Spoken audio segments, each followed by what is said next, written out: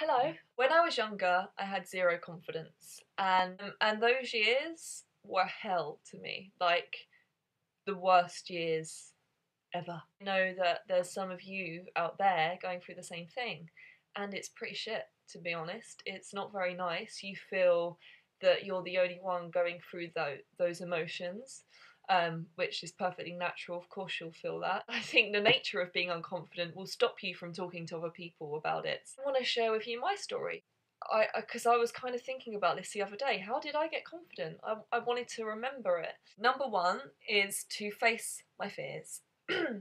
Yes, I know it's a cliche. You've heard it a million times before. You're thinking, piss off, give me some better advice. I'm telling you, that's a really good one. It's a really yummy one because I've got chip nail polish. I don't mind. Shh. Facing your fears does a few things. First of all, there's a voice in your head that will say you can't do something. And when you do it, the voice is like, oh, I'll shut up then, because you can. I'll give you an example. When I was 16, I was very unconfident. I was constantly choked up in my throat. I felt like I couldn't say anything, or that nothing I said anyone wanted to hear. You know, that kind of thing. What's the opposite of not speaking? Speaking publicly. And I'd got to a point where I decided, you know what, I don't want to feel like this anymore. I feel like shit every single day. It's not very nice. So I decided something needed to change. Maybe that's the first step actually, deciding you want to change. Second step is find the thing you're scared of. For me, it was public speaking. Found as many opportunities as I could to face that fear. I booked myself on open days to colleges, and when it came to the, oh, has anyone got any questions? I would raise my hand up, all faces, all eyes would be on me, and I would just blurt out, okay, I have a question. I didn't even have a question, but I would make one up on the spot just to give myself that extra pressure. Guess what? I'm still alive. And it really does help. I know you're scared. I know your heart beats so fast when everyone looks at you and you're like, "Krah!" It's okay. Just own the space. It's yours. It's your space. No one really is going to stop you. They might stop you, but own it while you can. Number one, make a decision to change. Number two, find out what you're afraid of. Also, the thing I did that was really good was I talked to myself like I'm my own friend.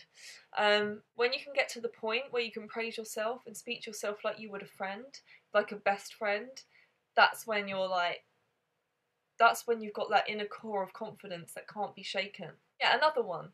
If you've got social anxiety and you're at a party or you're anywhere that involves face-to-face contact, even an interview, the best thing is to be curious about other people. Be really curious and get that energy, instead of focusing inwards, get it focusing outwards. At this point, it's important, I feel like I should say, that there's two different types of confidence. There's one that is faked, and that's a type where really inside you're screaming and you kind of do this, hi, yeah, I'm really confident. Oh, no, you're not. And you know, if you're really not confident, or you are normally, but one day you're just feeling a bit shit, it's okay to just go, hi. Oh yeah, you know what? I'm feeling a bit shit today. So I'm just gonna go over in the corner and, have fun talking, but I just kind of, I don't really feel like it. That's so much better than pretending, because we're not robots, and part of the beauty of being a human being is our ability to be broken. It's our ability to be so hurt, so torn apart, to be so insecure. Everyone has it, and I think just get that shit out the way. Like, let's just say it now. We're all broken. When I got to the point I realised that was okay, it freed me up so much. It was like, oh, it was like that, like just like floating on a cloud. A type of confidence, which is true confidence, and that's when you could take everything away from somebody. And I know someone that's had this happen to them, a homeless man, and they will still be in the park at night, sleeping on a park bench, looking up at the stars and saying, I feel alright. I know someone like that because he's living downstairs in my house because he was homeless but is living with us now. He's a really nice guy. And I said, how can you be confident when you had no friends, you were sleeping rough, you lost your house and you weren't earning any money? How could you stay confident? He said, well, all I've got is in here. And I think that's amazing. You are your only asset that you're ever going to have. You've got to be able to be unshakable inside. You could almost lose an arm, lose a leg, lose your makeup, and still be confident. That's what it's about, people. That's what it's about. And how do you do that? You look in the mirror every day and you say, yes, I am good enough. I'm amazing. I love you, Bella, or whatever your name is. Chris, Laura, Sarah, James, whatever your name is, look at yourself and just be like, fuck, you're so amazing. And feel it. And I'm not talking about in an arrogant way. Now, there are some of you out there who might feel that you don't deserve to have this challenge of being unconfident. You might feel that, well, there are lots of people in the world who don't have food or they don't have a clean toilet to sit on. Let me just get this out the way first. You might have parents or friends that say, you know, I can't believe you're moaning about this. You're so lucky, la la la. Blah, blah, blah. Everyone has problems. They're called challenges.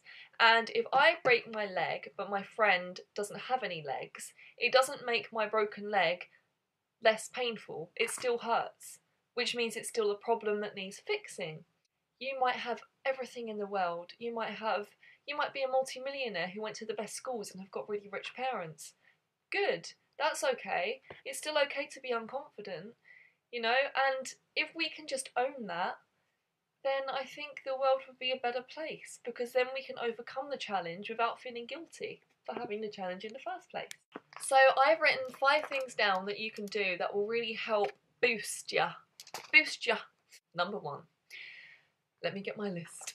Number 1 is to focus your energy on other people. Focus on other things. Just be self-forgetful. Think about maybe, the person in front of you. If you're having a conversation, be curious about them. Number 2 is to love yourself.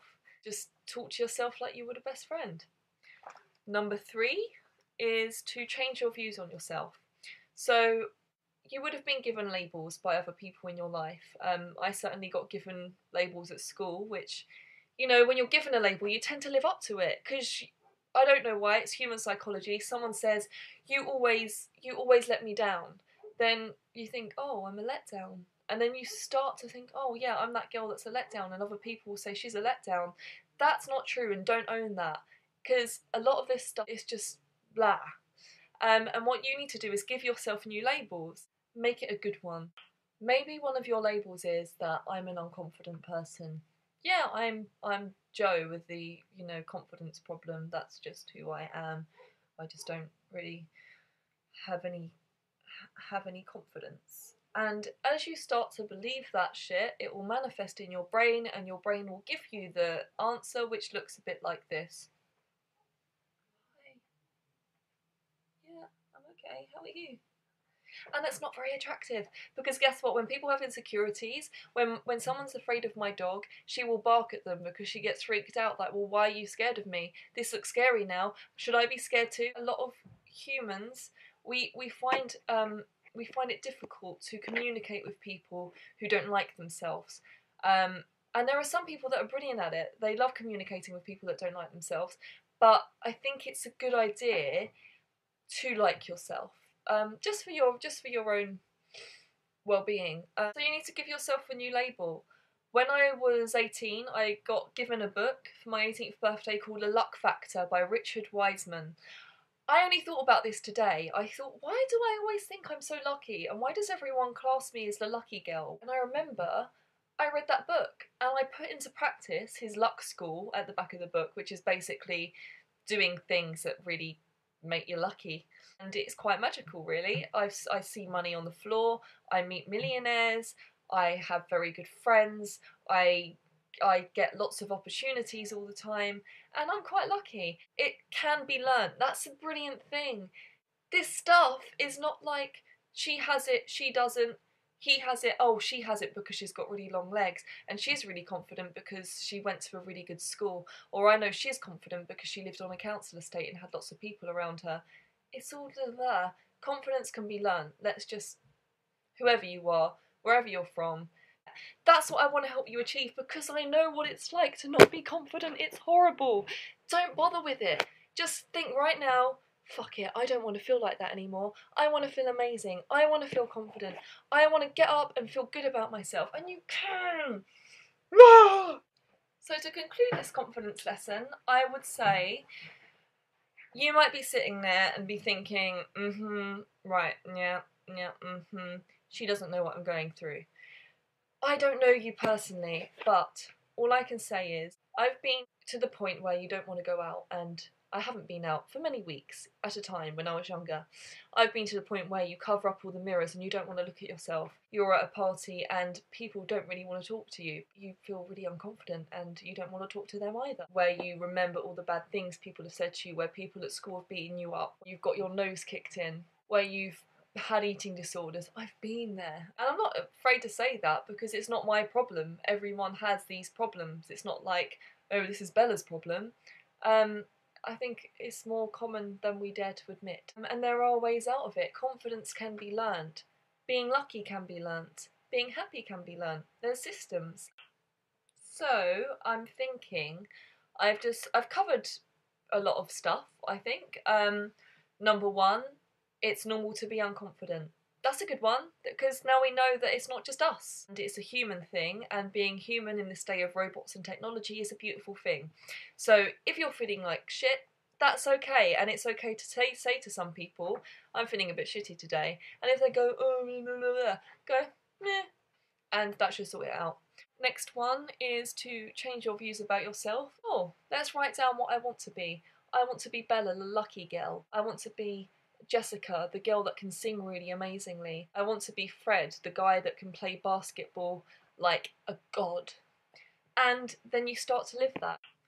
If this YouTube video has helped you, show me the love and give me a thumbs up and subscribe. If you want to ask me any questions, please go for it. I really hope that you improve and progress whatever it is you want to improve and progress about yourself. If it's confidence, I really hope this video has helped. You've been listening to Bella, and I'll speak to you soon.